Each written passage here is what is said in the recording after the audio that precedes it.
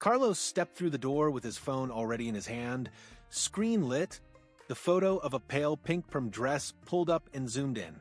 He paused just long enough to match the color in the picture to the dresses hanging closest to the entrance, then moved farther inside. He wasn't browsing. He wasn't wandering. He knew what he was there for, and he didn't want to get it wrong. He checked the tag on one rack, then another, comparing fabric, straps, length. He imagined his daughter's face when she opened the garment bag at home, the way she tried to act grown while still smiling like a kid. That thought stayed with him as he moved slowly, careful not to rush, careful not to draw attention. This was supposed to be simple, quiet, in and out. An employee glanced up from the counter and gave a polite nod. Carlos nodded back. No words were exchanged. He appreciated that. He liked places where no one felt the need to hover. He lifted one dress from the rack, held it at arm's length, then looked back at his phone. The shade was close, but not exact. He slid it back carefully, keeping the hangers straight. He wasn't careless with other people's merchandise. He never was. Years of training had made certain habits automatic. Move deliberately, leave things as you found them. Don't give anyone a reason to misread your actions. A voice carried from near the front of the store. Not loud, not sharp, just present. Carlos didn't register the words at first, only the tone. Authority without urgency, the kind that expects to be noticed. He stayed where he was, still looking at the rack, assuming the officer was talking to someone else. There were other customers, parents, teenagers, a couple near the mirrors. No reason for the attention to be on him. Footsteps stopped closer than he expected. "Sir." Carlos turned. The officer stood a few feet away, hands resting near his belt, posture relaxed but alert. His badge caught the light, briefly. Braxton, according to the nameplate. "Yes." Carlos said. "What brings you in today?" Braxton asked. Carlos answered without hesitation. "Shopping for my daughter." Braxton glanced at the phone in Carlos's hand, then at the dresses. "You mind telling me which one?" Carlos lifted the screen slightly, so it was visible. "That's the one she wants. I'm checking the color." Braxton nodded once, slow. "She with you?" "No." "How old is she?" Carlos paused. The question wasn't aggressive, but it didn't sit right. 17. Braxton's eyes moved over him, taking in his jacket, his shoes, the way he stood. Carlos had felt that look before. The kind that isn't about what you're doing, but who you are. "Is there a problem?" Carlos asked. "Just making sure everything's okay," Braxton said. "We've had some issues in places like this." "What kind of issues?" Braxton shrugged slightly. "Suspicious activity." The words landed heavier than they should have. Carlos kept his face neutral. "I'm just shopping." "I understand," Braxton said. "You got any ID on you?" That was the moment Carlos felt the shift. Not dramatic, not explosive, just a quiet realization that this wasn't a casual check-in anymore. "Yes," Carlos said, "but I haven't done anything wrong." Braxton didn't respond to that. He gestured lightly toward the counter. "Let's just step over there." Carlos followed, not because he felt obligated, but because he understood how quickly situations like this could spiral if someone decided you were being difficult. He had spent years watching encounters go bad over small things. A tone, a refusal, a misunderstanding that hardened into something else. At the counter, the employee froze, eyes flicking between them.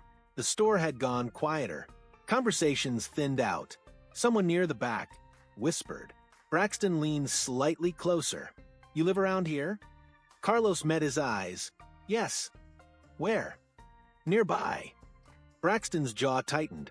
"I need specifics." Carlos took a breath. He could feel the weight of the room pressing in, the subtle attention he hadn't wanted. "Officer, is there a reason for these questions?" Braxton straightened. "I'm conducting an inquiry." "Based on what?" Braxton didn't answer right away. His hand rested on the counter now, palm flat. "We received a call." Carlos felt a flicker of disbelief. "A call about me?" "About a man matching your description." Carlos looked around. No one avoided his eyes. No one confirmed anything either. A teenager near the mirrors lifted her phone, pretending to text, but angling the camera just enough. What was the concern? Carlos asked. Braxton's voice lowered. Behavior. Carlos almost smiled at that, but stopped himself. Behavior was the word people used when they couldn't point to anything real. "I've been here less than 5 minutes," Carlos said. "I picked up a dress and looked at my phone." Braxton studied him. "You seem nervous." Carlos let out a short breath. "I'm being questioned by a police officer in a store. I think that's reasonable." The employee cleared her throat. "Is there a problem?" she asked quietly. Braxton didn't look at her. "Everything's under control." Carlos noticed how quickly that shut her down. Authority didn't need to raise its voice to be effective. He handed over his driver's license when asked, watching Braxton examine it longer than necessary. The officer keyed something into his radio, turned slightly away, then back again. "Mind if I ask what you do for work?" Braxton said. Carlos hesitated, not because he didn't want to answer, but because he knew what came next once he did. "I'm in federal service." Braxton raised an eyebrow. "Law enforcement." Something like that. That earned a look. Curious now. Interested. "Where?" Carlos held his gaze. "Before I answer that, I'd like to know why I'm being detained." "You're not detained," Braxton said quickly. "This is just a conversation." Carlos nodded. "Then I'd like to finish my shopping." Braxton didn't move. "I'm not comfortable with that yet." The words were calm. The implication wasn't. Carlos felt the familiar tension settle in his chest, the one that came when he had to decide whether staying quiet was actually making things worse. He thought of his daughter again, of how proud she'd been when he told her he'd handle the dress, of how this moment, right now, could easily become something she'd see online by nightfall. He straightened slightly. "Officer Braxton," he said, voice even, "if you have a legitimate reason to hold me, say it. Otherwise, I'd like to go." Braxton looked at him for a long second. Around them, the store waited. And that was when Carlos understood this wasn't about a dress at all. It never had been. Before you continue, quick question: where are you watching from today? Drop your city and state in the comments, because I love seeing where our community is tuning in from across the country. Officer Braxton noticed Carlos the moment he stepped through the door, and from that point on, he stopped scanning the room the way officers are trained to do. His attention narrowed. It settled on one person and stayed there. Carlos felt it before he fully saw it. That sense of being tracked. He kept his focus on the racks, on the photo on his phone, on the tag he was comparing. But every few seconds, he caught the reflection of a dark uniform in the glass near the display. Not moving, just watching. Braxton wasn't speaking to anyone else. He wasn't checking exits or greeting the store owner. He had positioned himself where he could see Carlos clearly without being obvious about it. Arms loose, feet planted, eyes fixed. Carlos picked up a dress and held it against the photo again. The shade was off. He returned it carefully. When he shifted to the next rack, Braxton shifted too. Not enough to draw attention, just enough to maintain the angle. A teenage girl brushed past Carlos, laughing with her friend. Braxton didn't look at them. A couple near the fitting rooms asked an employee about alterations. Braxton didn't look at them either. The only movement he tracked was Carlos's. Carlos told himself not to overthink it. Officers sometimes stood inside stores. It wasn't unusual. Maybe there had been theft in the area. Maybe he was just doing a walkthrough. But the longer it went on, the clearer it became. This wasn't a general patrol. It was surveillance directed at one person. Carlos moved toward a section near the back. He crouched slightly to check the hem of a dress hanging lower than the others. When he stood, Braxton had closed the distance by several feet. "You finding what you need?" Braxton asked. The tone was casual, but the timing wasn't. "I'm getting there," Carlos said. Braxton nodded, but his eyes didn't leave Carlos's hands. "You been here before?" "No. You from around here?" Carlos straightened fully now. "Yes." Braxton glanced toward the front counter, then back, just making sure everything's okay.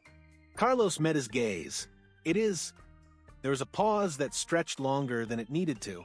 Customers nearby felt it too. Conversations softened. Someone shifted uncomfortably. Braxton stepped slightly to the side, pretending to check his phone. But he didn't scroll. He watched through the reflection on the screen. Carlos felt irritation rise, slow and controlled. He wasn't pacing. He wasn't hiding anything. He had been inside less than 10 minutes, yet the scrutiny had already escalated past casual curiosity. He lifted another dress from the rack and examined the stitching. Braxton took 2 steps closer. "You sure you're shopping for your daughter?" Braxton asked. Carlos lowered the dress carefully. "Yes." "How old is she?" 17. Braxton studied him like he was comparing that answer against something invisible. "You got a picture?" Carlos blinked once. "Of my daughter?" "Yeah." Carlos held up his phone again, this time switching to a photo of him and his daughter from a recent school event. He didn't have to do that. He knew he didn't, but he could feel the tension building and he wanted it to stop. Braxton looked at the photo briefly, then handed the phone back without comment. Instead of easing, the air in the store tightened. An employee near the register stopped folding a garment and pretended to reorganize a stack just to watch what would happen next. A woman by the mirrors angled her body to get a better view. Carlos realized this was no longer private. Braxton's attention had made it public. "You seem nervous," Braxton said. Carlos kept his voice steady. "You've been following me around the store." "I'm observing," Braxton replied. "For what?" Braxton didn't answer that directly. "We've had reports of men coming into stores like this and causing problems." "What kind of problems?" "Disturbances." Carlos let that hang there. "Have I caused one?" Braxton didn't say yes. He didn't say no. He shifted his weight and scanned Carlos from head to toe again, as if the answer might be written somewhere visible. Carlos understood what was happening. He'd seen this pattern before. A neutral action interpreted through a lens of suspicion. Stillness read as hiding something, silence read as planning something, confidence read as attitude. He kept his hands visible, kept his movements slow. He refused to give the moment anything it could feed on. Braxton stepped slightly closer, lowering his voice. "Mind if I ask why you're here alone?" Carlos almost laughed at that. "Almost. Because I'm buying a dress as a surprise." Braxton's eyes narrowed just a fraction. "Surprise for who?" "For my daughter." "You sure about that?" That was the first time the question carried open doubt. Carlos held his gaze. "Yes." Braxton didn't look convinced. He glanced toward the door, then back at Carlos, calculating something. And in that instant, Carlos knew the situation had shifted from watchful curiosity to quiet accusation. Nothing had happened. No alarm. No complaint. No visible issue. Yet, the officer had decided there was something to find. The store felt smaller now. Not physically, just emotionally. Conversations had nearly stopped. Everyone was pretending not to listen. Carlos set the dress back on the rack with care. He wasn't going to rush. He wasn't going to react. But he also wasn't going to ignore what was happening. "Officer," he said calmly, "if there's a concern, I'd rather address it directly." Braxton looked at him for a long second. "There might be," he said, and that was when Carlos understood this wasn't about keeping the store safe. It was about justifying a suspicion that had already formed the moment he walked through the door. "Sir, can I ask what you're doing in here?" Carlos turned slowly when he heard the voice behind him. He already knew it wasn't a store employee. The tone wasn't helpful. It was sharp, controlled, watching. Officer Braxton stood a few feet away, hands resting lightly on his belt, posture casual but eyes locked in. Not scanning the store, not looking at anyone else. Just him. "I'm shopping," Carlos said evenly. He held up the dress he'd been looking at. "For my daughter." Braxton glanced at the dress, then back at Carlos. "You have a receipt for anything you've picked up so far?" Carlos blinked once. "I just walked in." "I've been observing for a few minutes," Braxton replied. "You've been moving around quite a bit." "It's a store," Carlos said. "That's how shopping works." The officer didn't smile. "We've had issues with shoplifting in this area." Carlos let that sit between them. He could feel the sales associate at the front pretending not to listen. A woman near the mirrors slowed down, pretending to check a price tag. Are you accusing me of something? Carlos asked calmly. I'm asking questions, Braxton said. Do you have ID on you? There it was. Carlos shifted the dress back onto the rack carefully before answering. Why do you need my ID? Because I'm asking for it. That's not a reason. Braxton's jaw tightened slightly. Sir, I'm trying to keep this simple. You're acting nervous. Carlos almost laughed at that. I'm not nervous. I'm being questioned while shopping for my kid. Braxton stepped a little closer. Not enough to touch him. Just enough to close space. If you have nothing to hide, showing ID shouldn't be a problem. Carlos met his eyes directly. His voice stayed level. I didn't hide anything. I walked in, greeted the staff, and started looking at dresses. That's it. The officer tilted his head. You didn't greet anyone. Yes, I did, Carlos replied. The young woman at the counter. I said good afternoon. The sales associate froze when both men looked toward her. Braxton didn't turn. Do you have a daughter with you? No. So, you're shopping for a teenage girl alone. Carlos took a slow breath. He understood what was happening now. It wasn't about shoplifting. It wasn't about safety. It was suspicion layered under polite phrasing. Yes, he said. I am. Braxton's eyes moved again, scanning Carlos from head to toe. What size is she? 4. Carlos answered without hesitation. What's her name? Carlos paused. That's not relevant, he said quietly. It is if I'm trying to determine if your story checks out. My story? Carlos repeated. Braxton shifted his weight. Look, I don't want this to escalate. I just need to verify a few things. Carlos felt the heat rising in his chest, but his voice didn't change. Years of training had taught him control. Officer, am I being detained? Braxton hesitated for a fraction of a second. Not at this time. Then I'd like to continue shopping. Silence. A couple near the entrance walked out quickly, avoiding eye contact. The atmosphere in the store had shifted completely. It wasn't about dresses anymore. It was about tension. Braxton spoke again, softer but firmer. Why are you really here? Carlos stared at him. I told you, you don't look like you're browsing. You look like you're casing. That word hung heavy. Carlos felt it land. Casing. He folded his arms loosely. What does someone casing a Prom shop look like? Braxton didn't answer directly. You came in alone. You didn't ask for assistance. You've been touching merchandise without committing to a purchase. That's called deciding, Carlos said. The officer's hand brushed near his radio, not pressing it, just resting there. Do you have any prior arrests? Carlos almost smiled at that. No. You sure about that? I'm very sure. Braxton studied him like he was waiting for crack. Mind if I run your name? You don't have my name. Then give it to me. Carlos shook his head slowly. Officer, I'm not required to identify myself without reasonable suspicion of a crime. If you believe I've committed one, say it clearly. The sales associate finally stepped forward, voice small. Officer, he hasn't done anything. He's just been looking. Braxton glanced at her briefly. Ma'am, please step back. Carlos could see the shift in the officer's posture now. The comm surface was thinning. The questions weren't about facts anymore. They were about control. I'm trying to avoid making this harder than it needs to be, Braxton said. For who? Carlos asked. For you.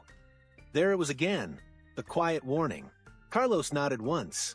I understand what you're doing. And what's that?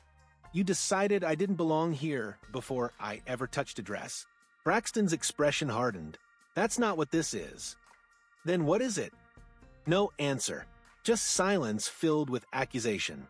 Carlos reached slowly into his jacket pocket and Braxton stiffened instantly. Easy, the officer said, voice sharpening. Carlos stopped mid-motion. I'm taking out my phone. Keep your hands where I can see them. The entire store had gone still now. Carlos slowly raised his empty hands. You see? This is what I mean. Braxton's radio crackled softly on his shoulder. He didn't respond to it. His focus never left Carlos. You're making this suspicious, the officer said. No, Carlos replied quietly. You already decided it was. And that was the moment the questioning stopped feeling routine and started feeling personal. "Is everything okay over there?" The question came from somewhere near the fitting rooms, but nobody really expected an answer. Everyone could see it wasn't. Two teenagers by the mirror stopped pretending to compare dresses and started watching openly. A woman near the register lifted her phone halfway, hesitated, then lifted it higher. The sales associate stepped back behind the counter, hands clasped tight, eyes moving between Carlos and Officer Braxton like she was tracking a tennis match. Braxton noticed the shift in the room. His shoulders squared a little more. His voice got firmer. "Sir, I'm going to ask you again. Provide identification." Carlos kept his hands visible. "You still haven't told me what crime you think I've committed. I don't need to list a crime to ask questions. You do, if you want compliance." A phone camera locked in on them. Then another. You could feel the air change when recording started. The quiet wasn't just tension anymore. It was documentation. Braxton glanced around and saw the lenses pointed his way. His jaw tightened. "Ma'am," he said sharply to one of the women filming, "put the phone down." "She's allowed to record," Carlos said calmly. Braxton looked back at him. "You're not helping yourself." "I'm standing still," Carlos replied. "That's all I've done since you walked up." A middle-aged man near the entrance spoke up. "Officer, he hasn't done anything. I've been here 10 minutes. Braxton didn't respond to him. His focus narrowed again on Carlos, like shutting out witnesses would make them irrelevant. "You're escalating this," Braxton said quietly. "No," Carlos answered. "You are." The sales associate finally found her voice. "Officer, he asked about sizes. He showed me a photo. He's been polite." Braxton's eyes flicked toward her, then back to Carlos. The pressure in the room was visible now. People weren't browsing anymore. They were watching, evaluating. Carlos could feel it too. Every movement mattered. Every word mattered. If he raised his voice, that would be the clip online. If he stepped wrong, that would be the headline. Braxton reached toward his radio. He didn't press it yet, but the intention was clear. "You calling backup?" Carlos asked evenly. "Standard procedure," Braxton replied. "For a man holding a dress?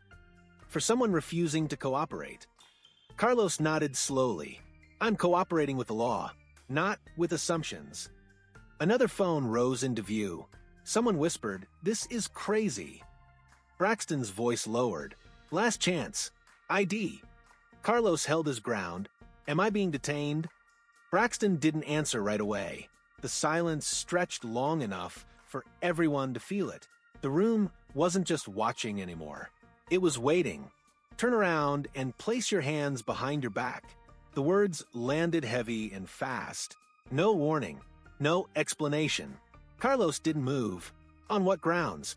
"You're obstructing an investigation." "What investigation?" Carlos asked, still calm.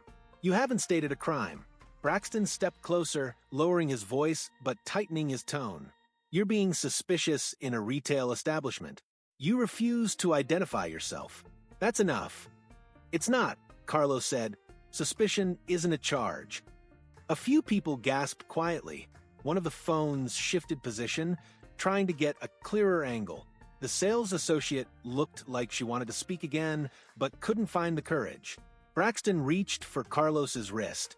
Not violently, not yet, but firm enough to make a point. "Don't touch me," Carlos said evenly. "If I'm being detained, say it clearly." "You are now," Braxton replied. "For what specific offense?" "Failure to comply." Carlos exhaled slowly. Compliance requires a lawful order. Braxton's jaw tightened. He wasn't used to being challenged like this in public, especially not in front of cameras. "You think you know the law better than me?" "I know my rights," Carlos answered. That seemed to push something. Braxton keyed his radio. "I need a unit at my location. Possible disturbance. Non-compliant male." There it was, the word. Non-compliant. It shifted the narrative instantly. People who hadn't been sure what they were watching now heard disturbance and unit and started to reconsider what they thought they saw. "I haven't raised my voice," Carlos said. "I haven't moved from this spot." Braxton ignored him. "Stand down and put your hands behind your back." The middle-aged man near the entrance spoke again. "Officer, that's not necessary." "Sir, step back," Braxton snapped. The tension moved through the room like a current. Carlos felt it. The moment had crossed a line. This wasn't a misunderstanding anymore. It was escalation. "Officer," Carlos said quietly, "once you put hands on me, this becomes something else. Think carefully." Braxton leaned in. "Are you threatening me?" "No," Carlos replied. "I'm warning you." Backup sirens could be heard faintly in the distance. Someone near the fitting rooms whispered, "This is getting out of control." Braxton's hand tightened again around Carlos's wrist. "Last warning." Carlos held his posture, shoulders back, hands visible, voice steady. "All I did was walk into a store to buy a dress," he said. "You turned it into this." Braxton didn't respond. He shifted his stance, preparing to take control physically. And that's when the situation stopped being about perception and started being about consequence. Carlos froze in the doorway, staring at the email on his laptop. The numbers didn't add up, and he knew that if he said nothing, someone else would take the fall. His mind raced. He could stay quiet, keep his head down, and maybe nothing would happen. But every time he thought about it, he imagined the person who would suffer for his silence. That image tightened in his chest like a fist. He leaned back in his chair, rubbing his eyes. His co-workers were buzzing around, oblivious, talking about weekend plans, promotions, minor frustrations. They didn't know. No one did. And if he spoke up, he'd become a target. Gossip, blame, the kind of office scrutiny that didn't forgive mistakes, even when the mistake wasn't yours. Carlos thought about his own mistakes in the past, times he'd swallowed his words, let things slide, and watched others pay the price. He hated that version of himself, but this was different. This time, silence wasn't safe, it was wrong. He opened the spreadsheet again. There it was, glaring at him in black and white, a miscalculation that could cost someone their job. It wasn't complicated, just a small formula error, but in the wrong hands, it looked deliberate. He could fix it quietly, maybe nobody would notice, or he could send an email, flag it, and explain. Risk everything for the truth. The clock ticked. He thought about the meeting in 10 minutes, about the questions that would be asked, about his manager's frown if the error came to light later. The easier path whispered in his ear. "Stay quiet. Pretend you don't know. Let it slide." The harder path shouted, "Do the right thing." His phone buzzed with a message from a coworker asking if he'd finished his part of the report. He typed back an empty, almost done, and stared at the screen, heart pounding. He pictured the conversation he would have to have, calm, clear, careful, but honest. Finally, he shut his eyes and breathed deep. He couldn't let fear decide. He couldn't be the person who let someone else take the fall because he was too afraid to speak. Fingers shaking, he opened a new email. "I noticed an error in the report. I want to make sure this is corrected before the meeting," he typed, then paused. His finger hovered over send. The office hum faded around him. His stomach twisted, but a strange relief settled over his shoulders. He hit send. Whatever came next, at least he knew he'd done the right thing. Silence had been tempting, but truth always weighed heavier. And this time he'd chosen to carry it. Carlos leaned back, feeling the shift. The hardest part wasn't the email. It was waiting for the fallout. And hoping he could handle it. Word count, 487. If you want, I can also craft an even punchier version that hooks faster in the first sentence, perfect for a gripping chapter that feels like it jumps off the page. Do you want me to do that? Carlos's hand shook as he reached for his wallet. The officer in front of him didn't know who he was, and the tension in the air was thick enough to choke on. Every instinct screamed to stay calm, to let the situation pass, but he knew that if he didn't act now, it could get worse. "I need to see some identification," the officer said, his tone sharp, eyes scanning Carlos like he was already guilty of something. Carlos swallowed hard, feeling the heat rise in his chest. This wasn't just a routine stop. This was a misunderstanding that could blow up fast. He took a deep breath and pulled out his badge. "I'm with the United States Secret Service," he said, holding it out slowly. The words hung between them, heavy and serious. The officer froze, eyes widening as he read the credentials. Carlos could see the sudden shift in posture, the slight step back. "Secret Service?" the officer repeated, his voice lower now, more cautious. Carlos nodded. "Yes, Off duty, but this is me. You're questioning the wrong person. The tension didn't vanish immediately, but the energy in the street shifted. People nearby slowed their steps, glancing over, sensing the authority in Carlos's calm delivery. He could feel the officer processing, trying to figure out how to handle this without making a bigger mistake. Carlos kept his voice steady. I understand your job, and I respect it, but you need to know who you're dealing with before you make assumptions. The officer nodded slowly, clearly embarrassed. Carlos could see the relief starting to mix with lingering caution. He tucked his badge away and straightened, letting the gravity of the moment settle. I don't want trouble, he said. I just want this cleared up. The officer's shoulders relaxed a fraction, and he muttered something under his breath. Glancing around as if realizing the crowd was watching, Carlos could feel his own heart rate slow, but the memory of how quickly things could have gone sideways stayed sharp. One wrong word, one aggressive move, and it could have ended badly. He'd been trained for situations like this, but being off duty didn't make him immune to risk. The officer stepped back and finally nodded fully, giving a curt professional acknowledgement. Carlos gave a small nod in return and turned away, walking toward his car. Every step felt heavier with the weight of what had just happened, but also lighter because he hadn't stayed silent, hadn't let the misunderstanding escalate. As he got in and started the engine, he replayed the encounter in his mind. The relief was there, but so was the reminder. Authority can't always protect you, but knowing when and how to use it makes all the difference.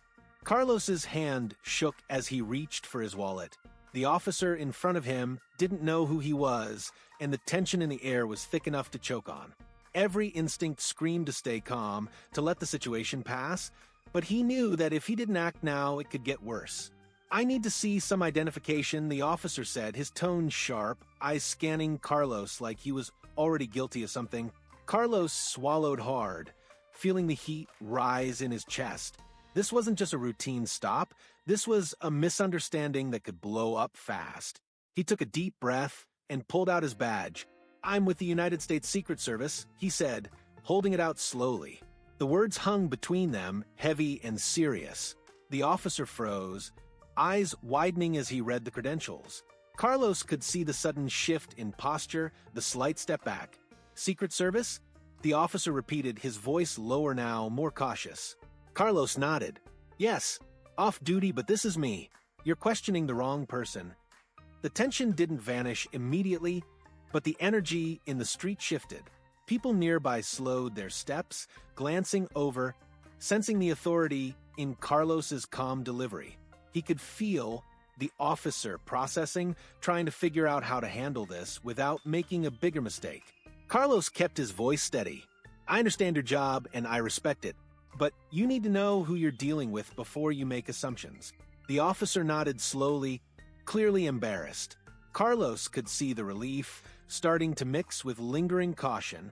He tucked his badge away and straightened, letting the gravity of the moment settle. I don't want trouble, he said. I just want this cleared up.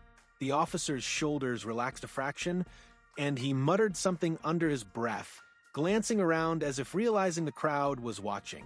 Carlos could feel his own heart rate slow, but the memory of how quickly things could have gone sideways stayed sharp. One wrong word, one aggressive move, and it could have ended badly. He'd been trained for situations like this, but being off duty didn't make him immune to risk. The officer stepped back and finally nodded fully, giving a curt, professional acknowledgement. Carlos gave a small nod in return and turned away, walking toward his car.